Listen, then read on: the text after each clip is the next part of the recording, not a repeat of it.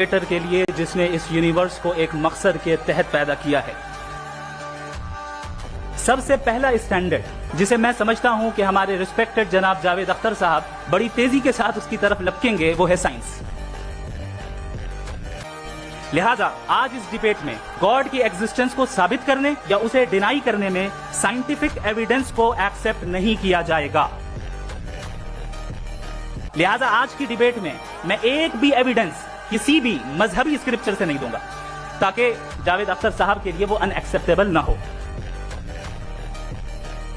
تیسرا جو معیار ہو سکتا ہے وہ ہے آبزرویشن. بھائی کوئی کہے کہ ہمیں خدا دکھاؤ، اگر ہے تو دکھاؤ، یا یہ کہ خدا کے ایگزسٹنس پر امپیریکل ایویڈنس دو، تو یہ ہے در حقیقت غلط ٹول کا استعمال کرنا. یہ ایسا ہی ہے کہ جاوید صاحب مجھ سے یہ مطالبہ کریں کہ مفتی صاحب آپ میٹل ڈیٹیکٹر کے ذریعے پلاسٹک ڈیٹیکٹ کر کے دکھائیں.